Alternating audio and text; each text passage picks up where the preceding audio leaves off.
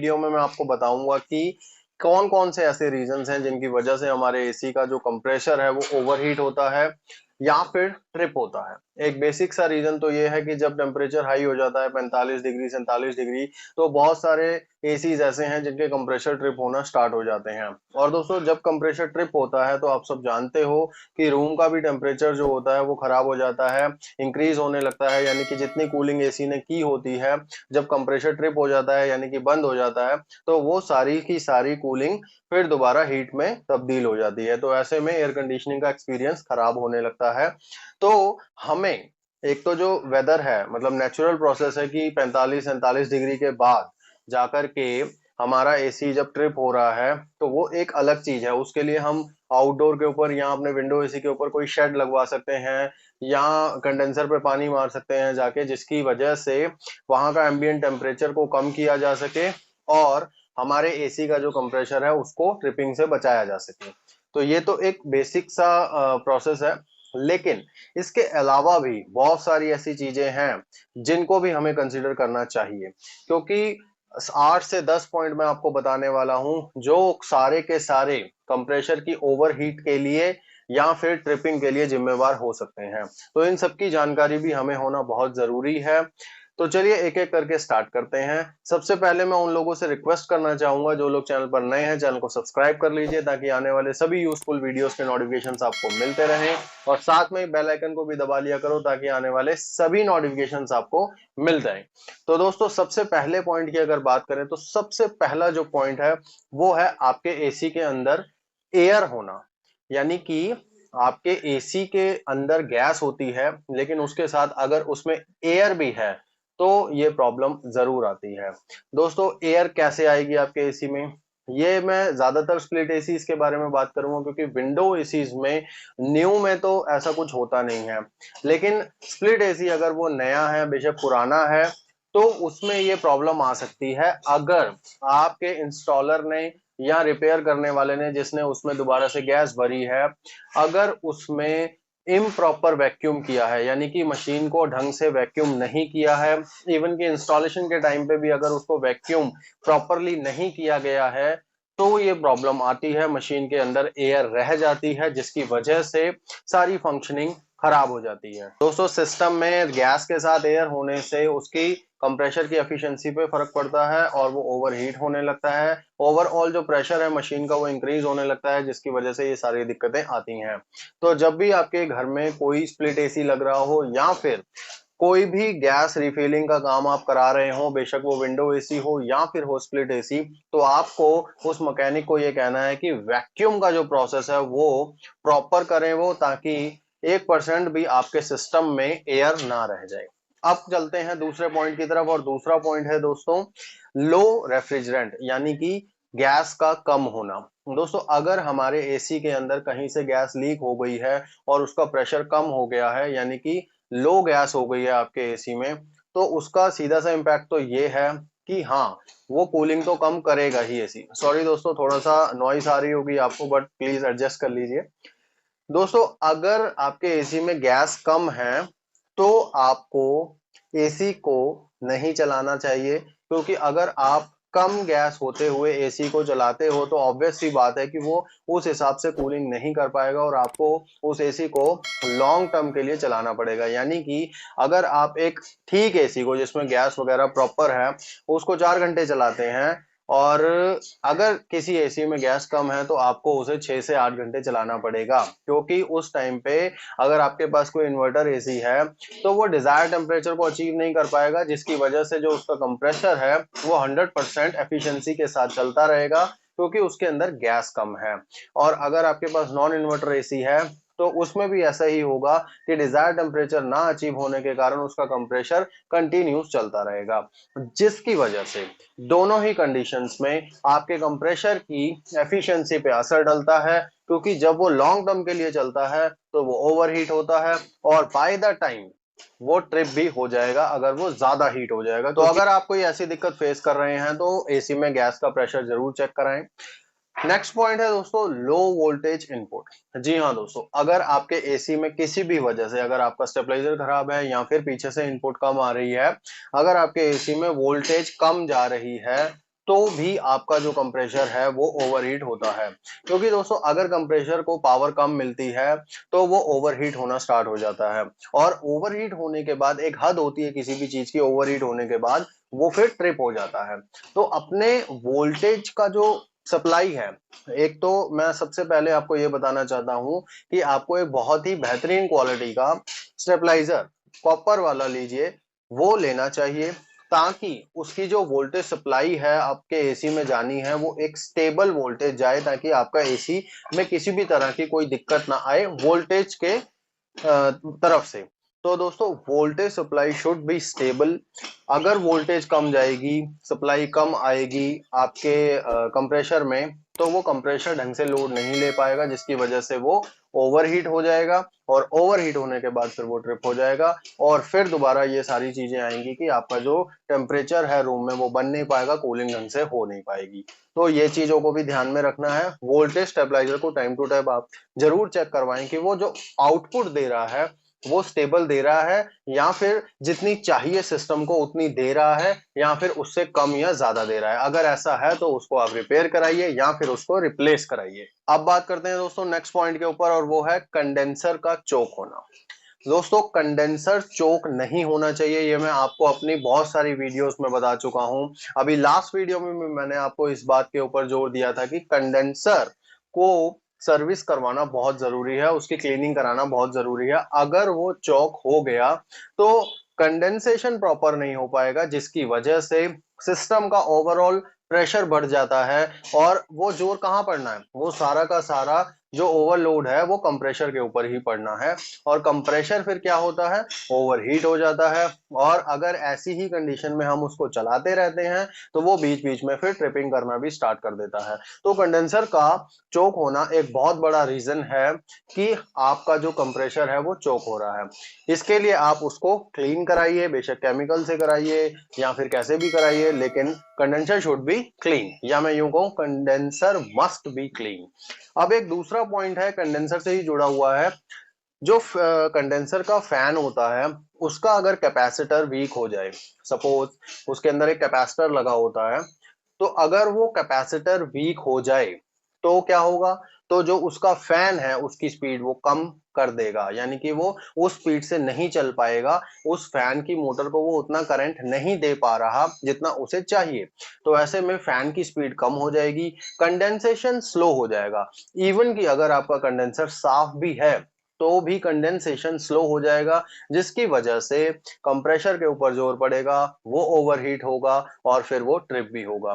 तो ये दोनों चीजें आपस में जुड़ी हुई हैं, तो आपको इस चीजों को भी ध्यान में रखना चाहिए। सिर्फ यही नहीं होता कि अगर कंप्रेशर ट्रिप हो रहा है तो एम्बियंट ही ज्यादा है, बहुत सारे रीजंस हैं। तो अगर एक मैकेनिक कोई चेक करने आया है तो उसको ये सारी चीजें भी ध्यान में रखनी चाहिए। अब बात करते हैं नेक्स्ट पॉइंट की, और वो है कंप्रेशर का कैपेसिटर। दोस्तों कंप्रेशर के पास भी एक कैपेसिटर लगा होता है, अगर वो वीक हो जाए, क्योंकि जनरली 1.5 टन के एसीज में 45 यूएफडी का लगा होता है, लेकिन वो बाय द टाइम वीक हो जाता है, तो ऐसे में कई बार क्या होता है कि उसकी पावर 25 है या 25 से भी कम है।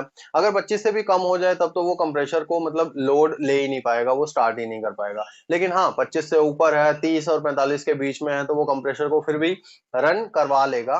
लेकिन ऐसे में क्या होता है कि अगर कैपेसिटर वीक है, जैसे कि भाई मैंने मोटर के लिए बताया, तो सेम चीज कंप्रेशर के ऊपर भी लागू होती है कि अगर उसका कैपेसिटर वीक है तो वो भी लेस पावर देगा।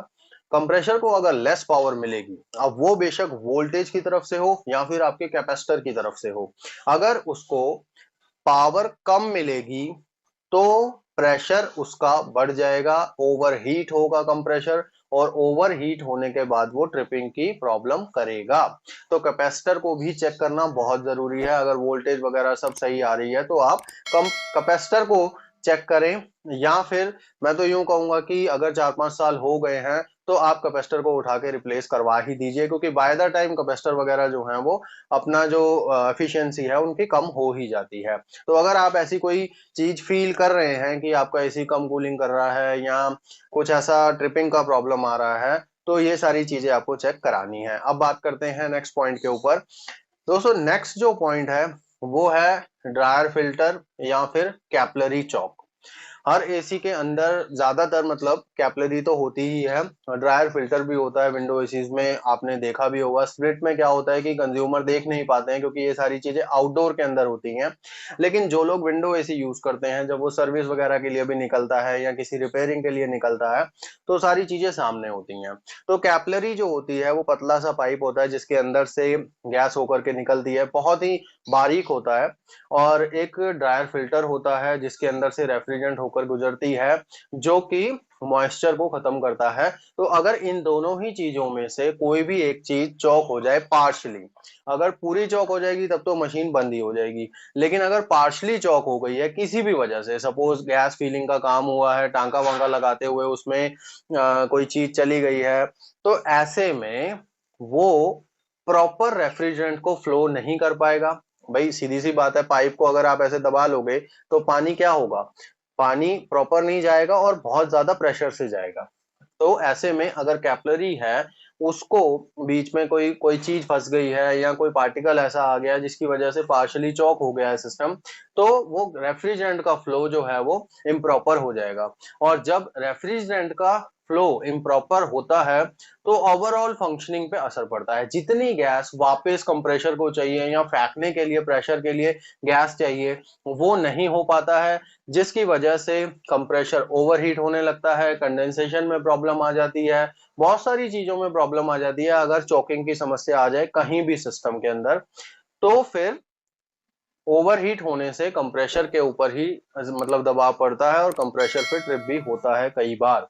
तो ऐसे में ये सारी चीजें भी आपने ध्यान रखनी है जब भी कोई गैस वगैरह का काम हो रहा हो आपके यहाँ पर, तो मैकेनिक से रिक्वेस्ट कर सकते हैं आप कि भाई टाका वाका जो लगा रहे हो आप प्रॉपरली लगाइए, ताकि कोई ऐसी दिक्कत ना आ जाए बाद में, ताकि आपको फिर दोबारा से पैसे पे करने पड़े गैस रिफिलिंग के लिए। अब नेक्स्ट पॉइंट है दोस्तों, वो भी कंप्रेसर से जुड़ा हुआ है और ये भी पावर से जुड़ा हुआ है।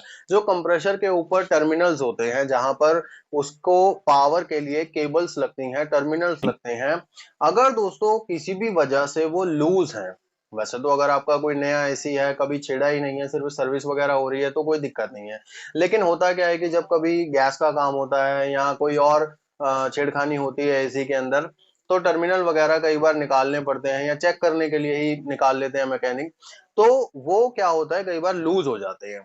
तो टर्मिनल जो कंप्रेसर के हैं वो कभी भी लूज नहीं होने चाहिए, वो बहुत ज्यादा टाइट होने चाहिए, प्रॉपरली फिक्स होने चाहिए। अगर वो लूज होंगे तो वहां पर स्पार्किंग क्रिएट करेंगे, वो जल जाएंगे, ब्राउनिश हो जाएंगे, ब्लैकिश हो जाएंगे, जिसकी वजह से वोल्टेज ड्रॉप करेगा, जो इनपुट है कंप्रेसर के अंदर पूरा करंट नहीं जा पाएगा, तो जिसकी वजह से कंप्रेसर ओवरहीट होगा। तो इन चीजों का भी ध्यान प्रॉपर रखना चाहिए हमें। और दोस्तों अब मैं बात करता हूं एक और पॉइंट की जो भी कंप्रेसर से ही जुड़ा हुआ है, लेकिन ये जो पॉइंट है ये बहुत ही कम देखने को मिलेगा, लेकिन पॉइंट है, ये भी एक रीजन है कि ओवरहीटिंग होती है इसकी वजह से। कंप्रेसर के अंदर जो ऑयल होता है, हर कंप्रेसर के अंदर दोस्तों ऑयल होता है जो उसके अंदर मोटर्स या जो पार्ट्स लगे हुए हैं उनकी लुब्रिकेशन भी करता है। तो दोस्तों अगर किसी भी वजह से वो ऑयल कम हो जाए, मतलब एक लिमिट होती है ना किसी भी चीज की कि इतना ऑयल उसके अंदर डालना है पर्टिकुलर कंप्रेसर के अंदर, लेकिन अगर वो ऑयल किसी भी वजह से कम हो जाए उसके अंदर, अब वो कम होने का कारण ये भी हो जाता है कई बार कि कंप्रेसर को सीधा ही रखते हैं ज्यादातर, अगर वो टेढ़ा हो जाए या उल्टा हो जाए तो उसके अंदर से ऑयल निकल जाता है, थोड़ा बहुत भी अगर निकल जाए तो पूरी जो फंक्शनिंग है उसके ऊपर फर्क डलता है, कंप्रेसर के अंदर लुब्रिकेशन जो है वो इम्प्रॉपर हो जाता है। और ये सब चीजें तब होती हैं जब कंप्रेसर रिप्लेस होता है, क्योंकि फिर कंप्रेसर को डिसमेंटल करना पड़ता है, दूसरा लगाना है या रिपेयरिंग वगैरह करवाई है अगर आपने, तो भी ये सारी जो चीजें हैं तब पॉसिबिलिटी होती है, अदरवाइज कोई ऐसी दिक्कत नहीं आती है। तो अगर कंप्रेसर के अंदर उसका ऑयल कम हो जाए तो भी ओवरहीटिंग होती है, क्योंकि लुब्रिकेशन कम हो गया तो जो पार्ट्स हैं वो ओवरहीट होंगे, और फिर ओवरहीट होते होते एक पॉइंट आएगा जब ओवरहीट की सीमा क्रॉस हो जाती है और फिर उसके बाद कंप्रेसर ट्रिप हो जाता है। तो ये एक पॉइंट है, लेकिन ये बहुत ही मतलब आप कह सकते हो कि 1-2% ही ऐसे चांस होते हैं, अदरवाइज ऐसा कोई चांस नहीं होता है कि उसके अंदर ऑयल कम हो जाए। अब बात करते हैं दोस्तों अपने लास्ट पॉइंट के ऊपर, और लास्ट पॉइंट जो है वो है high heat load in room, यानी कि आपने जिस कमरे के अंदर एसी लगवा रखा है उस कमरे के अंदर एसी के हिसाब से ज्यादा हीट है। यानी कि आपका कमरा 200 स्क्वायर फीट का है, उसके अंदर विंडोज भी हैं, या 150 स्क्वायर फीट का है, उसके अंदर विंडोज भी हैं, डायरेक्ट सनलाइट का भी इम्पैक्ट है, और आपने उसके अंदर 1 टन का एसी लगा दिया है। यानी कि आपने वो काम कर दिया कि जबरदस्ती उस एसी को आप कह रहे हैं कि अपनी क्षमता से ज्यादा काम करो। ऐसा नहीं हो सकता दोस्तों। अगर हमें 4 रोटी की भूख है तो हम एक से गुजारा कर सकते हैं क्या? कर सकते हैं। 1 दिन कर लेंगे, 2 दिन कर लेंगे, लेकिन तीसरे दिन हमारे शरीर में गड़बड़ी शुरू हो जाएगी। तो ऐसे में एसी भी दोस्तों यही है। अगर आपका जो कमरा है वो बड़ा है या उसमें हीट लोड ज्यादा है और आप उसमें एक छोटा एसी लगा रहे हो, तो वो क्या करेगा? वो दोस्तों कंटिन्यूसली चलता ही रहेगा, क्योंकि जो आपने टेम्परेचर ग्रिल पे सेट कर दिया या रिमोट से सेट कर दिया वो कभी अचीव ही नहीं हो पाएगा। और जब वो अचीव नहीं हो पाएगा तो उसका कंप्रेशर 100% एफिशिएंसी से चलता ही रहेगा। सपोज आप 10 घंटे एसी यूज करते हो तो वो 10 के 10 घंटे 100% कैपेसिटी पे चलता रहेगा, जिसकी वजह से उसके कंप्रेशर के ऊपर जोर पड़ेगा, लोड पड़ेगा, क्योंकि उससे आप एक्सेस काम ले रहे हैं, या फिर यूं कहूं कि उसको जबरदस्ती चला रखा है। वो एक ऐसा हाल है कि आपने एक ओपन एरिया में एसी लगा दिया। तो दोस्तों उस कंप्रेशर के ऊपर इम्पैक्ट आएगा। लॉन्ग टर्म अगर वो चलता ही रहेगा, क्योंकि उसकी डिजाइनिंग क्या कर रखी है, किसी भी कंप्रेशर की डिजाइनिंग इस तरह से कर रखी होती है कि उसकी 60 टू 75 एफिशिएंसी मानते हैं। यानी कि अगर आपके पास नॉन इन्वर्टर एसी है तो वो सब कुछ इंक्लूड किया जाता है कि कितने टाइम वो बंद रहेगा, कितने टाइम वो चलेगा। इसी तरह से इन्वर्टर एसीज में भी उसकी स्पीड को मतलब ऑप्टिमाइज किया जाता है, पूरा का पूरा कैलकुलेट किया जाता है, तभी उसकी एफिशिएंसी निकलती है कि कुछ टाइम वो एसी लो स्पीड पे भी चलेगा, कुछ पे हाई पे भी चलेगा। तो ऐसे में अगर आपका जो वो कंप्रेशर होगा वो पूरा ही 100% पे ही चलता रहेगा, तो कंप्रेशर की लाइफ पे असर पड़ता है, ओवरहीट होता है, बाय द टाइम वो ट्रिप भी हो जाएगा अगर एम्बिएंट बढ़ गया। तो ऐसे में ये सारी चीजें दोस्तों आपको ध्यान में रखनी है किसी भी एसी को चूज करते हुए। एसी की टनेज आपके कमरे में हीट लोड के अकॉर्डिंग ही आपको तय करनी होती है। जो कमरे का साइज होता है वो एक आइडिया के लिए होता है, लेकिन आपके कमरे में डायरेक्ट सनलाइट के सोर्स हैं, हीट सोर्स कितने हैं, इक्विपमेंट्स कितने बड़े हैं, या आप कितने लोग कमरे में रहते हैं, ये सारी चीजें हैं जो कंसीडर करनी चाहिए किसी भी एसी को पहले खरीदने से। तो दोस्तों ये जो पॉइंट्स है ये सारे के सारे रीजंस हैं कंप्रेशर की ओवरहीटिंग के लिए, कंप्रेशर की ट्रिपिंग के लिए। सिर्फ और सिर्फ एम्बिएंट का हाई हो जाना ही एक रीजन नहीं होता कंप्रेशर की ट्रिपिंग के लिए।